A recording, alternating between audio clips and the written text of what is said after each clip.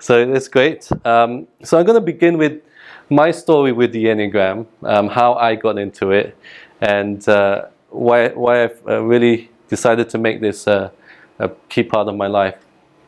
So I'm going to begin with my journey of self-discovery. I used to be an investment banker and hedge fund manager. I was working in London and Hong Kong. Busy cities, bright lights, high stress work. So I decided to take a break for a while, and about quite a few years ago I took a career break. I decided to go to Brunei, a small country in Southeast Asia, a lot more chilled out than Hong Kong, pretty much the polar opposite of what you would find. Very quiet, small town compared to busy city of 60-story skyscrapers and bright lights. City never sleeps. So I spent this time in Brunei.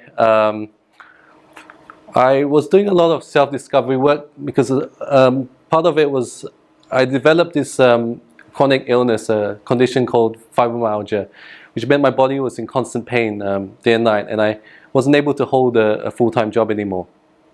So part of the thing I did during this time, I had a lot more time on my hands, so I started Googling stuff and researching, and I came across Myers-Briggs.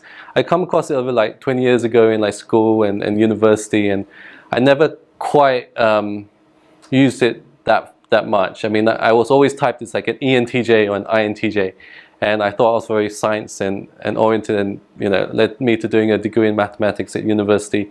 After which I found out it was a little bit too complicated for me, and I couldn't quite understand it that much. So I decided to go into something a lot of my peers were going to, which was investment banking and finance. So I did that for pretty much whole career, and just about 4 years ago I revisited Myers-Briggs. I came across myself as an INFJ, and I thought that's impossible. I'm no way I'm an F. I'm a T all the way. I'm a thinking guy. I've got no feelings. I work a lot, and guys, but majority of guys anyway are T's. So I was like, there's no way I could be an F. But the more I looked into it, the more I looked at the cognitive functions, I realized that hey, there's no denying it. Actually, I'm an F, and there are reasons why INFJ's F is not as strong as as other Fs, because it's a second function in the cognitive stack. So I was like, oh, actually this really fits. So part of that time I was also Googling other self-discovery tools and other personality tests, which I'm sure a lot of you have done. And I came across this system called the Enneagram, and I was like, what is this Enneagram? What's this weird shape? What's this weird symbol? And I looked at it, I did some tests, and I realized like, oh, this actually fits really well. And I got quite into it. I started reading it a lot. I started watching like YouTube videos, and I was really curious about where I could go with this. So back at that time I was also doing a career break. I needed to try and find something I needed to do that didn't involve me kind of burning out and being really stressed out, which it's not like FJ, we get really stressed out. So you can imagine in trading stocks all day, it's the kind of the noise and on the trading floor and all that. That really got to me. So I need to find another way to live, another way in which I could function in the world. One that allowed me to manage my pain a lot better and to control my time. So I decided to take a long journey. I went from Bandar Seri Begawan in Brunei, about 10,000 miles away. I went to California, I went to Stanford, did a semester there. It's always been my dream to kind of study there. I never got the chance to, and I kind of used this opportunity to take a whole series of courses. And one of these courses was something which I had been researching about for a year prior to that, the Enneagram. So it's the Enneagram in business and how it's used in business. And it was an 8-week course. Teacher there took us through the different 9 types, and I found it really fascinating. I was like really blown away. The system had the power of the system to kind of explain so much about life, and kind of the kind of internal struggles and battles that I've been dealing with for quite some time were within this system. So I came back to Brunei after a semester in Stanford. I decided to let it ruminate what I wanted to do, and I kept thinking about the Enneagram again. I thought I really wanted to get into depths and really come to grips with what this whole system is about, and I really wanted to study it in a lot more detail. So I decided to take another trip back to California, this time to do the Enneagram Teachers Training Program, this time in Menlo Park, California. So I went to this place called Vallombrosa in Menlo Park. It's a Catholic retreat center. So we kind of stayed in these small huts here. These are like one-bedroom type of places, and this is the beautiful grounds which we have in the blue skies in the peak of summer. So I stayed there for about 20 days and 20 nights. So we spent a long time as a community together. Took us a lot of people, different backgrounds. You know, we live here, we go to class like in another place down there, and you know, the classes ran sometimes from 9 in the morning to 9 at night. Thoroughly enjoyed myself. So who were the main teachers here? So let's meet the couple of Enneagram masters, as it were. This is Helen Palmer. She's been teaching an Enneagram since 1970s, since the early days. She wrote the book, The Enneagram here, which you could find the bookstore. Took around 15 years to write. She interviewed thousands of people, panel interviews, such as like the panel which I've been on. Wait, hang on. You know, we kind of she compiled all knowledge, all her wisdom into this book. She has a second book as well, but a lot of the kind of the motivations and people, what drives people are written in this book. Another gentleman here, Dr. David Daniels. He's former professor of psychiatry at Stanford. He came into the narrative program through Helen Palmer. They set up the ENTP professional training program in 1988, and they've been teaching people for over, this is that 25, 30, almost 30 years, I think, today. So one of the things that he told me, something that stuck, something that told us all, he said, I really believe the Enneagram can change the world. And this is someone who's been teaching. He actually passed away earlier this year in May, and he was teaching the Enneagram all the way up to his like 80s. And when I was conducting the course, he was kind of hoarse. But he had a passion to kind of share his knowledge and share his understanding about human behavior with what I saw was like the next generation, people who are kind of take the baton and use it. So I think I'm really inspired to, this is my first Enneagram talk, I'm really inspired to share what I've learned and kind of pass on the legacy, the baton which he passed on to us as the younger generation, his life work. Helen Palmer's pretty much her life work to bring the Enneagram and this knowledge of the Enneagram to where it is today. So I feel kind of like, really privileged to have met the two of them and to have studied under them and to have kind of had a bit of impact and been infused with this kind of burden and to share the knowledge I have. So Dr. David Daniels, professor of psychiatry, what he brought to the Enneagram was the neuroscience part. He's tested a lot of it scientifically. The book there, which I have over here, you can take a look at it later, is kind of scientifically tested a lot of the different types. So he puts it to a rigorous process. We'll be doing the Enneagram test, which he mentioned later on this evening. So how did they teach us the Enneagram? So this Helen Palmer, she's kind of teaching me about this complicated diagram, what it all means, and how the different types are put together. So you have some kind of didactic lecture style based talks. We also have dyads and triads split into small groups, 2, 3, 4 people. And the best way of learning the Enneagram is to interact with other people who are aware of the system, who know their type, and who just meet more and more people who are within the community. So what I was talking about earlier were these panel interviews. So panel interviews are very interesting. So I'm getting interviewed by Helen Palmer in front of the entire class. So basically you go onto the panel, there'll be a few of us on the stage next to me. So we'll be talking about questions about our type. So how the book has been compiled is through people's self-disclosure. They're actually disclosing things about themselves, the observations about themselves, patterns in their own behavior, which they have noticed and they are talking about it. They've maybe read about something in the book. And this really brings the Enneagram to life because it's real. This are real people talking about real stories in their lives. And I learned so much from being on the panel and being interviewed and just sharing about my life and my story with with people in a way that contributes to the body of knowledge that has gone before me. So every single person who has been interviewed has something to share, has their own unique perspective on their type and their own type structure that can create a very good learning experience for the rest of the group. So we all had a chance to go up and be interviewed, and initially I was pretty nervous, but I've done about a few panels by the time I was there, and they were an invaluable learning experience. So part of a global community, so these are some people I met from all over the world. So I'd like to introduce you now to the Enneagram. So what is the Enneagram? And for any of you who've done a little bit of Google searching, and you've probably seen this diagram. So who's seen this diagram somewhere online? And who feels they understand the diagram?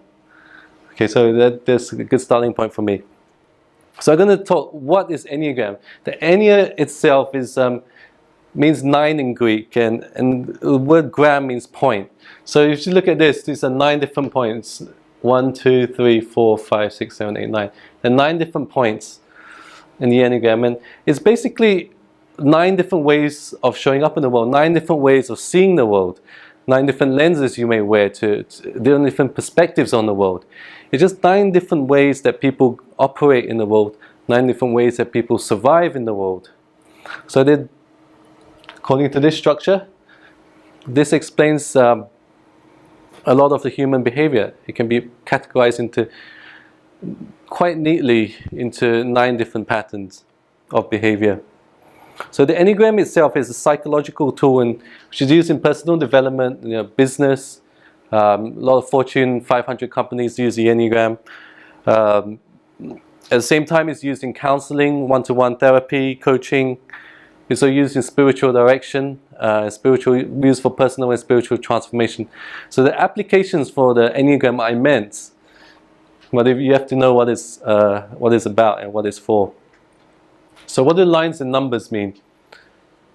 So let's put some numbers on the Enneagram. So what you have here is a triangle, 3, 6, 9. And you've got something 1, 4, 2, 8, 5, 7, all linked together.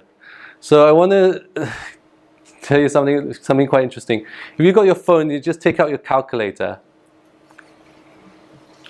Okay, everyone has a phone. You take out a calculator and type on your calculator 1 divided by 7.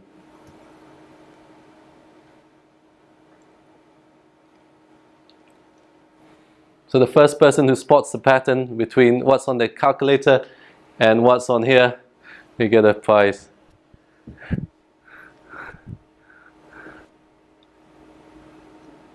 Ooh. What do you see? The red line. The red line. Yes. What, tell me what you see. 1, 4, 2, 8, 5, 7, 1, 4, 2, 9. Continuously. 1, 4, 2, 8, 5, 7 recurring. It's 1 divided by 7. Also known as the law of 7. Gurdjieff, one of the earliest Enneagram founders, came up with this, and he came up with this shape. So it's kind of how things operate, the processes in which people move around in the world. Also it can be akin to how people function on the horizontal plane, how people go around their lives. So if you take it one step further, if you're one of these 1, 4, 2, 8, 5, 7, to operate in this world, you're going to kind of move along this line continuously. You'll be just going round and round and round. Something called the process Enneagram. If you're part of the triangle, and it's a little bit complicated here, but just if any of you have been type 3, 6, or 9, then you don't necessarily need to go around the world in order to survive. There's a quality about people on the triangle where they say you're either on the triangle or you're not on the triangle, depending on type. There's the quality of the 3, 6, 9. It kind of holds up the world, holds up the universe, and these people are often found in the cornerstones of like business, finance, government. Very kind of professions whereby you're kind of holding up the world. But if you're the 1, 4, 2, 5, 8, 7, you're kind of a little bit of a different quality to it. So you're kind of moving around. That's what a lot of the theory says. You got to check that out for yourselves, how that works with you. So the morning Enneagram consists of a circle, equilateral triangle, and that hexagonal shape. 6 different points there. So the 9 points are laid evenly across the circumference of the circle, with each number representing a type. And okay, this is a dynamic system. So movement along the lines is allowed. I talked about the law of 7. You move along the lines. So what happens, and a lot of you have done the Enneagram test. For example, if you are 2 wing 1, what that means, you're at a point 2 with a 1 wing. So you're kind of you've moved closer to 1 than a 2 wing 3, which would be more around here. And if you cross the midpoint, you'll be considered a 3 wing 2.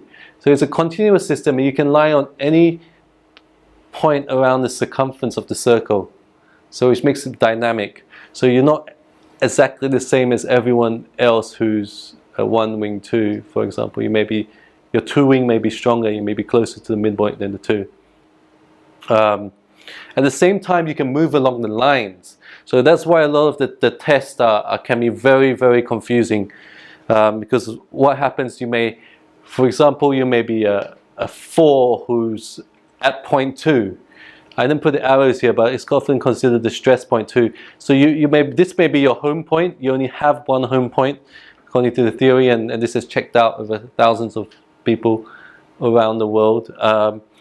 So you may be at point 2, and your test may be a 2, but because you're moving along the line, you'll be there on the stress. At the same time, a 2 under stress may type as an 8, but that's their home point, but they've moved along the lines.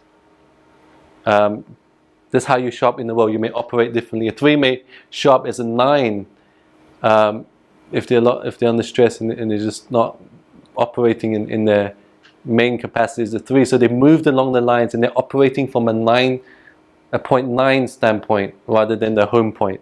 But on the health, though, you will return to your home point, and that's how you will operate, best function and operate in the world. I'm not going to get too deep today, because today's just an introduction to the Enneagram, so we can talk a little about that later. So I studied at the school called Enneagram in the Narrative Tradition. The website's enneagramworldwide.com, and they teach a 3-centered awareness, and what they teach is a type structure. So this may look pretty complicated, but it's nothing more than mental is your head, emotions your heart, instinctual is your body. So it's an integration of your mind, your emotions, and your body.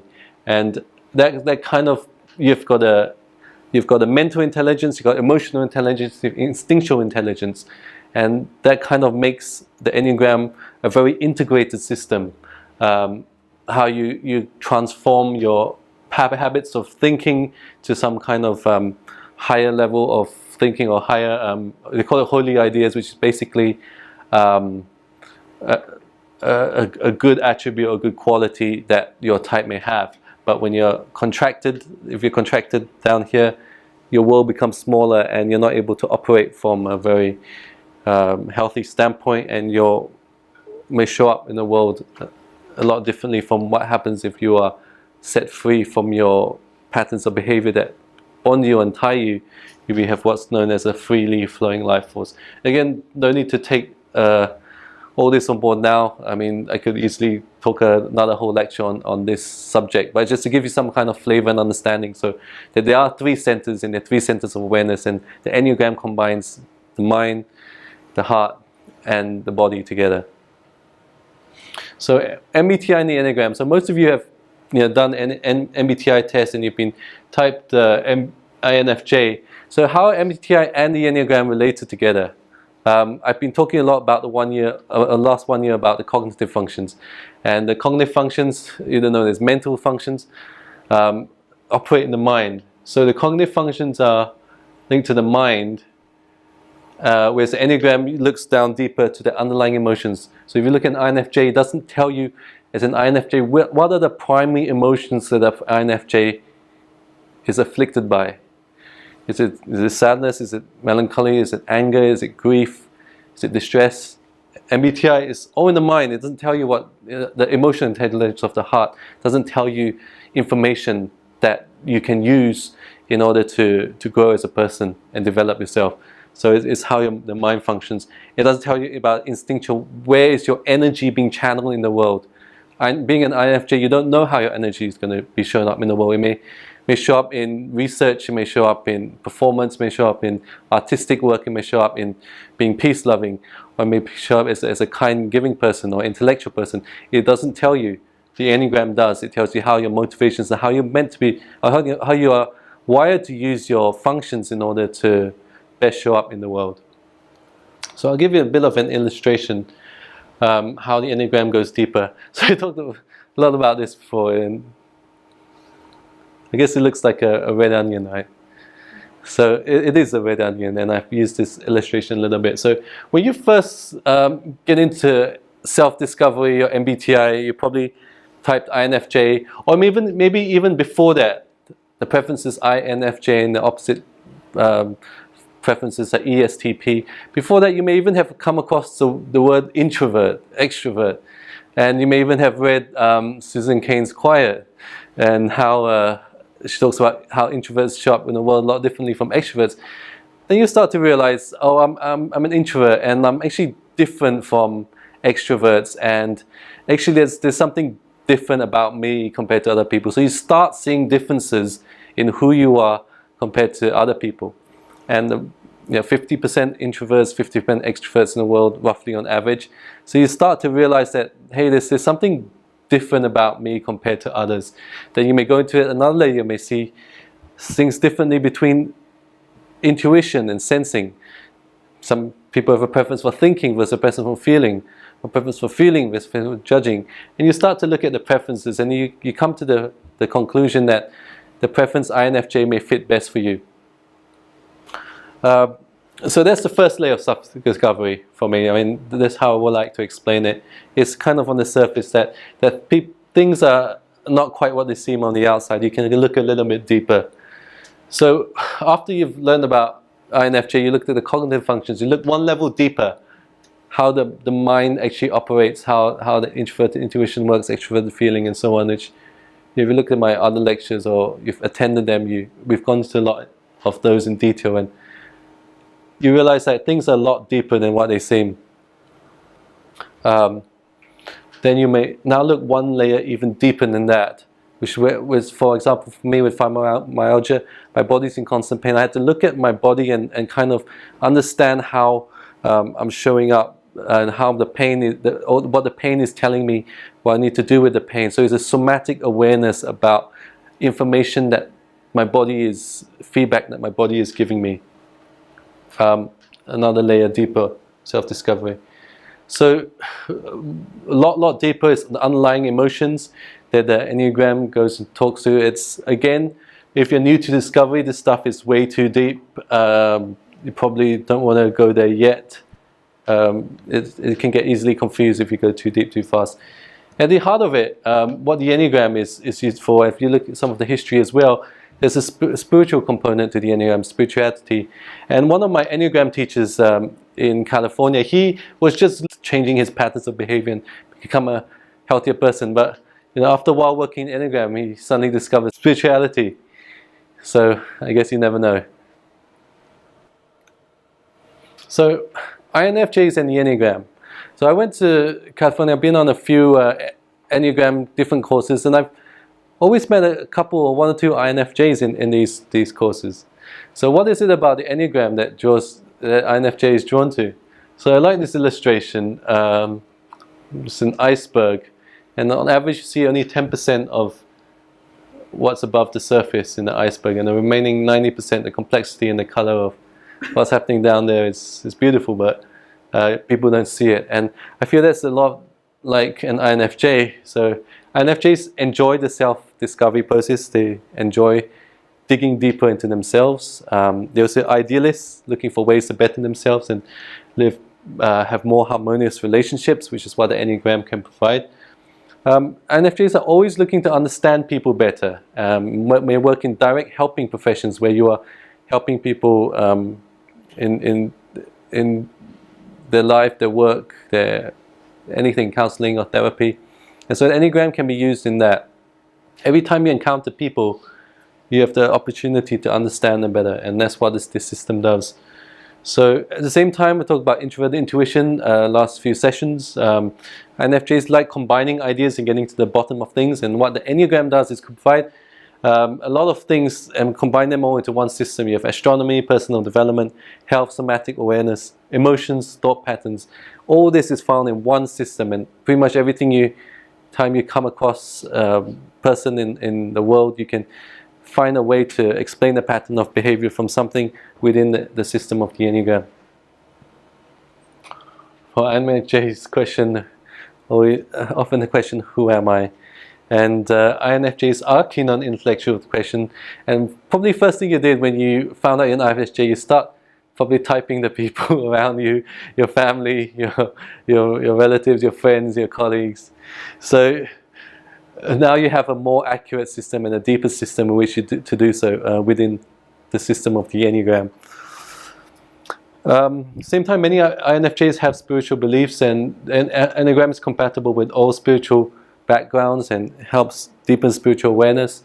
When you get deeper into the Enneagram, there's a meditative component. Meditation is often used, and meditation is used in pretty much all major religions around the world, whether it's Christianity, Buddhism, Hinduism, and so on. Every kind of people group who has had a religion has meditation. And what meditation does, and we won't get into that today, is to increase your ability to introspect and self-aware and notice your own patterns of behavior that arise. And right at the early days of the Enneagram, and I won't talk about that today, I'll save that for another presentation, is in the history how it came to being is people were looking at what obstacles to a spiritual experience, obstacles to prayer, and they looked at one of the monks there found 8 different ways in which people were kind of hindered in developing themselves and reaching the potential, and there were certain things blocking them, and that kind of has evolved over the last couple of thousand years to what we have today. But I'll save the history for the Enneagram for another time, because that's a whole lecture in itself. And last point here is Enneagrams INFJs work towards the betterment of the human condition. The system has compassion in its heart. By working with the Enneagram, you develop compassion for yourself and compassion for others. The Enneagram itself details unique growth paths and how you can reach your own potential. Okay. So we're going to get to the 9 types of the Enneagram. And what I have here, you've all done the Enneagram test online. Okay, I'm going to distribute these types in your own time and explore. Like some of you got maybe a few different test results that you are thinking about. Most likely you found someone, the Enneagram, that are definitely not you, so you can rule them out, but there's some which might be you, and you've explored some of it today. So the thing why it's so complicated is the instincts. Each of the 9 types has a potential for 3 different instincts. So we looked at the mind, the heart, and the body. So we're looking now at the instinctual energies, the self-preservation instinct, the social instinct, and the one-to-one instinct. And these are kind of where the body channels your energy towards. So if we're looking at mammals as a whole, there's like a 3-centered brain. All mammals have these 3 basic instincts: a need for self-preservation, which is linked to your relationship to yourself, your relationship to one. It's linked to your survival. It's linked to food, health, self-care, family, personal space, belongings. You need to, to survive in the world, you need food. Animals need food. You need to have comfort. You need to have belongings. You need to have family. So this is linked to the self-preservation instinct. And again, all of you, all of us, we all use all 3 of these instincts, but the amount of energy, time, and focus or attention which is dedicated to one of these instincts will be dominant, one will come second, and one will come third. And for those of you which did the instinctual variance test, you probably got your first and second variance. So this is what it means. So the one-to-one instinct here, also known as sexual instinct, is a relationship of 2. Animals, they need to reproduce. They have intimate relationships. In the humans, that's is also associated with intensity, excitement, and high energy. The focus attention gravitates to where the greatest excitement in the room is sometimes. Also linked to reproduction. So having close, intimate friendships are often very important to people with a one-to-one instinct. And finally, the relationship to 3, whereas the relationship of 2 is often linked to the relationship of the individual to their birth mother, having been bonded in the womb and being nursed growing up. There's a close one-to-one relationship there. The social is a relationship of 3. When the baby grows up a little bit, they are introduced to the father. So there's 3. So there's 3 or more. So there's a need for belonging within larger groups and communities. And the social instinct also reaches out beyond family to understand what your place in the world is. So we'd like to look at some of the discussion questions. Again, the self-pres, social, and one-to-one. And these are the questions for the self-pres and so on, social and one-to-one. So again, we'll just break into the small groups. Who has not done the instinctual variance test? So all of you have, apart from 1, 2, 3. The link, it just takes a few minutes. You can take the test, while everyone's in their small groups.